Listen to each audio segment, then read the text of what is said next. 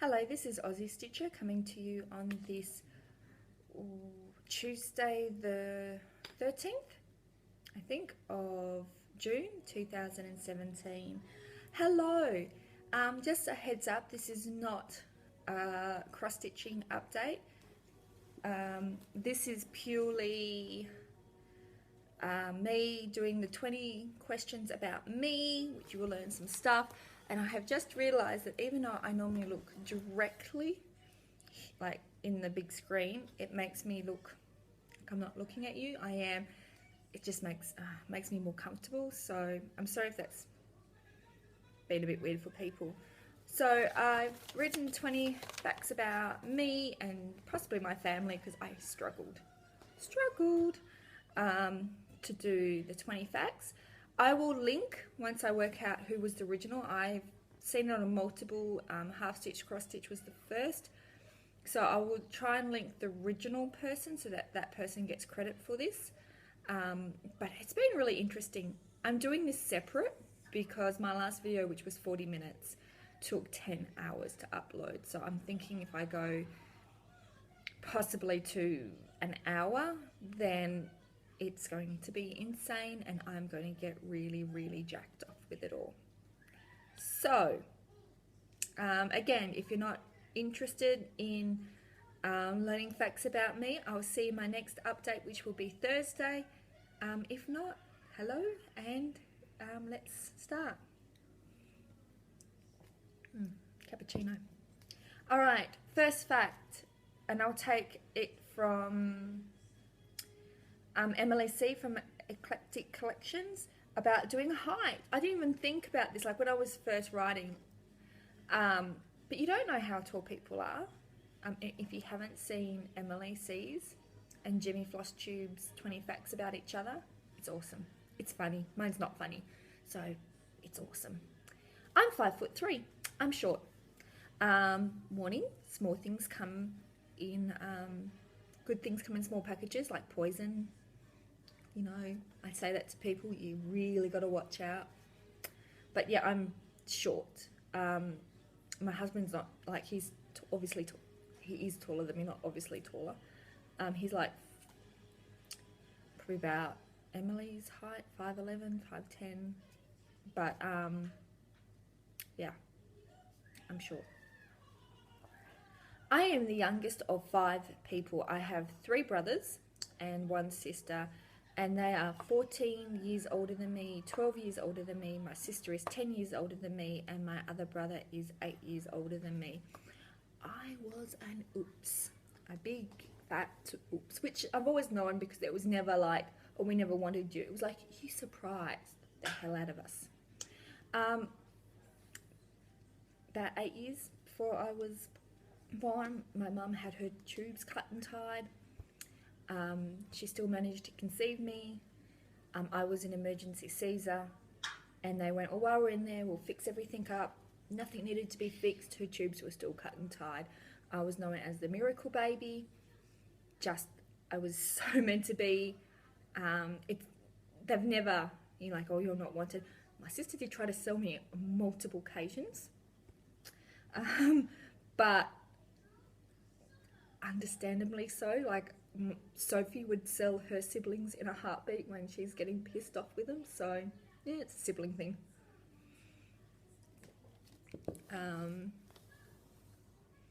I obviously am not close to all my siblings though. 2 of them left home by the time I was 4. My sister left home when I was 8. And my other brother left home when I was about 10. So, yeah. I hate snakes. Petrified, absolutely. Will not walk through long grass. I will, if it looks like a snaky area, I won't go near it. And I've managed to pass my fear of snakes on to the kids. Mind you, I managed to get them to hold a snake when we went to like a reptile park, because even though I have a fear of snakes, I don't necessarily want them. I want them to be aware that in Australia we have as in some, like, America also has areas which are quite snaky. I live in a quite snaky. We get snakes in our garage on a regular basis. you just got to be conscious of it. But yeah, I am petrified of snakes. This one's probably not so much of a secret, but I am a Doctor Who, Grimm, Star Trek, Star Wars, Stargate, you know, those TV shows. I also love The Labyrinth, The Princess Bride, The Dark Crystal. On a side note, I grew up with these movies like The Labyrinth, The Neverending Story, and The Dark Crystal. When they came on, my sister would watch them with me from like the ages of 3. Every year we sit in front of the TV and watch it. It was our thing. I brought The Dark Crystal when Sophie was like 4, and I'm like, oh, I'm going to watch this with her. I sat down and watched The Dark Crystal and went, I can't believe I watched that as a kid. Because sucking life forms essence out of people to make you younger is such a good kids movie. I can't believe it didn't. Yeah. Knowing like Sophie, who used to have quite bad nightmares, it was an appropriate movie, but she has since seen she hasn't seen The Labyrinth. She's seen The Neverending Story, The Princess Bride. I started her on Doctor Who. The rest of it is supernatural, really strong, not appropriate for her age. I'm crossing them off as I go.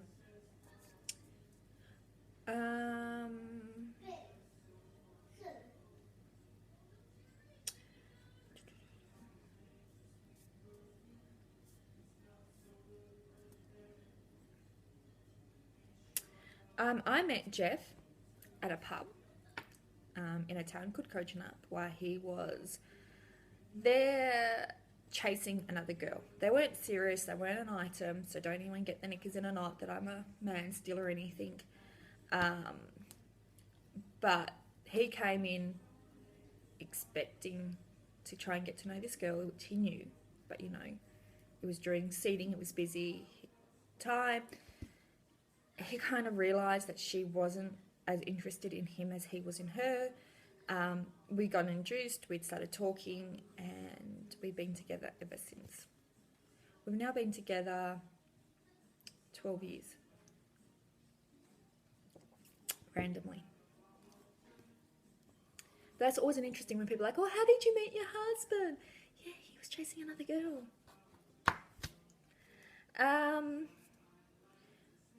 We had 2 kids before we got married. I'm not against marriage, but to me, it's the commitment between each other that is important. I feel some people get married thinking the marriage is the commitment, but you need to be committed to each other first. And really the only reason we got married was I got sick and tired of people making snarky comments that I must have different fathers to my kids because my last name was different to the kids, even though their last name was the same. And I regret to this day that we got married when we did. I wish we got married after we had 4 kids. I was going to get my wedding photos.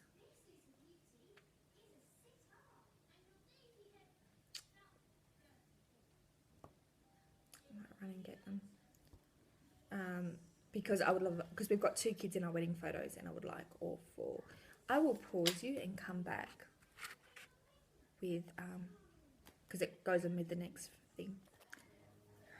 I'm back and I've turned on another light because my lighting just went. Alright, so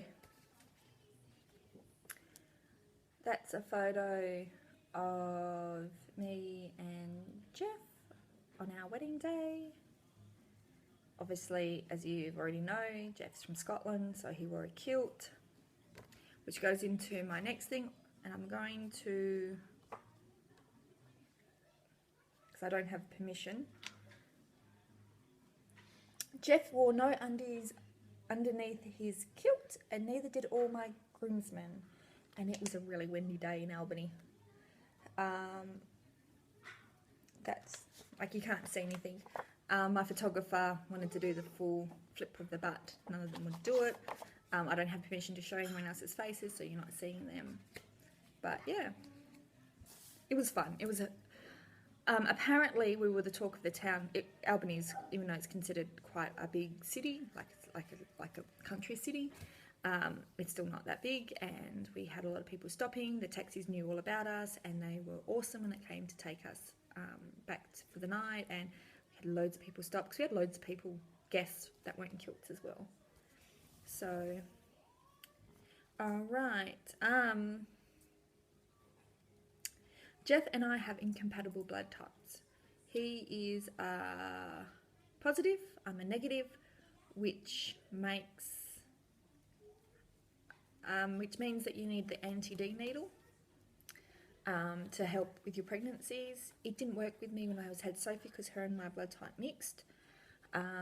So I had to be monitored, and it meant that most of my all my pregnancies actually were considered high risk. Saying that, Jeff had a blood test done and he's a positive negative, which is really out there. But it meant that we had 50-50 chance. So while Sophie and William were positive and they were my bad pregnancies, Iona and Michaela were negative, which is my blood type, and they were awesome pregnancies.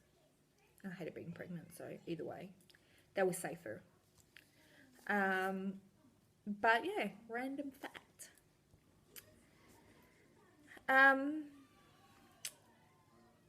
All up, I have miscarried 3 times.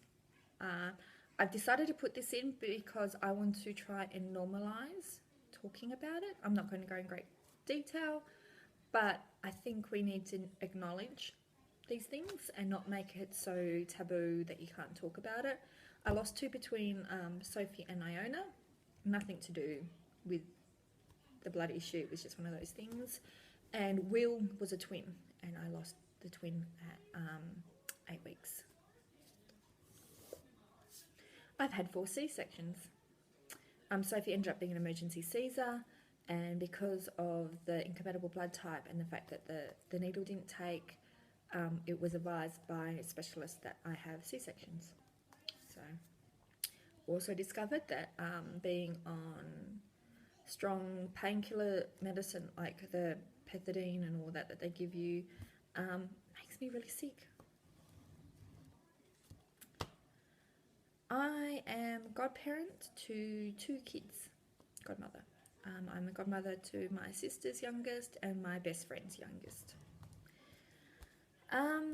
While I eat ham, I do not eat pork chops or roast, or pork ribs, or any other pork bit. I eat ham on a sandwich. That's it. Or I sometimes eat bacon when I'm having bacon and eggs. But mainly, that's it. Don't like the smell of it, don't like the taste, hate cooking it.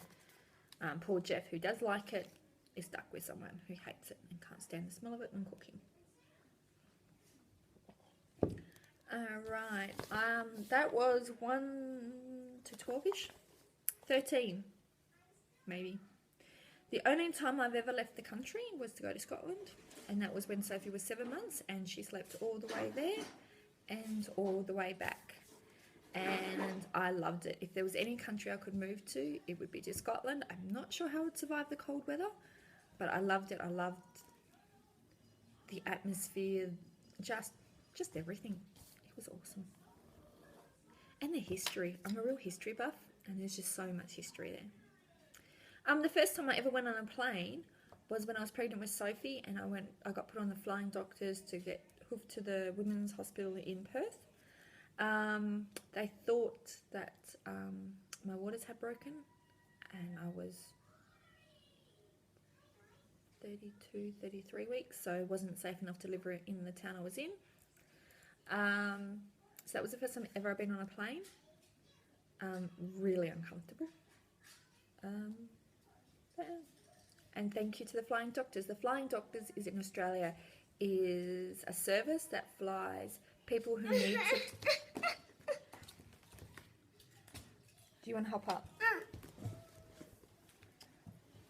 Need to be flown, who are sick and damaged. Chocolate yogurt. To hospitals in Perth that can cater to their emergency needs. Do you want to go now? No, go away. You want to snuggle? And we donate regularly. Like, we don't do a lot of charities, but we donate to the Royal Flying Doctors. 15, I think. I bake a lot, but I very rarely eat what I bake. So I bake lots of cookies, cakes, slices, but I very rarely eat any of it.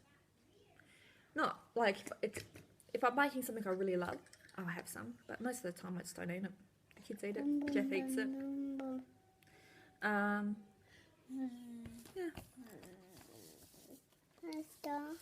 You're gonna nick my pen. All right.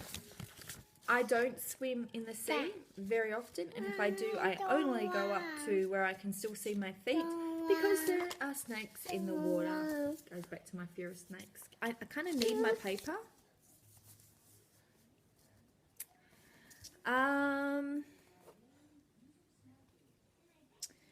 This one should have been earlier.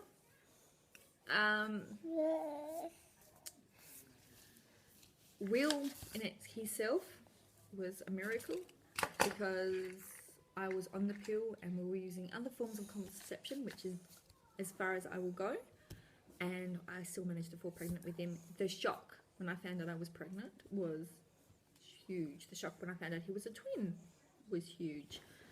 We got over it. He's very much loved, very much wanted, very much drawing all over my piece of paper. Couldn't imagine life without him now. Yeah, you. I never wanted to marry a farmer. Wasn't on the card. I grew up on a farm. My dad is a manager of was a manager of a farm. Just did not. To make a career out of the weather, when it rains, and other people's markets, like the grain markets, the sheep markets, dictate how much money you earn. Annoys the crap out of me. Yeah, in a minute. And I think it's either 19 or 20, but it's the last one on my list because I think I've stuffed up somewhere. My pet hate, and I really, like, we all have a couple, but my absolute pet hate is when people correct the spelling or grammar on Facebook, Twitter, these things. And that is because I am married to a severely dyslexic person. I'm mildly dyslexic. I have 2 kids so far. There's kind of mild dyslexic, and I've got one that's severely dyslexic. So their grammar and spelling and my grammar and spelling is never going to be correct, and it's really frustrating when people correct you because you probably already realise that it's slightly wrong, but it's hard enough to write something without someone doing that. And I get that for some people it's their pet hate, like it's their, I cannot believe this person got this wrong, it's so freaking easy. But please be aware that you're possibly, considering 1 in 5 people is dyslexic, be aware that you might be correcting someone that can't see it, and it's not a deliberate thing that, yeah, I don't know how to put it. So that's my 20 facts about me. I hope they were interesting at least. I tried to think of a range of slightly personal to slightly impersonal facts that, to make it like so that, hey, I mean, some of them you already know, like Iona, where she's at and all that. So, yeah, I think that's it. So yeah, I do hope it's been okay and you enjoyed it and learnt some interesting facts about me. I hope you have a great stitchy day. I hope I tried to focus more in that little dot there. And I will see you Thursday for my regular whip update. Happy stitching.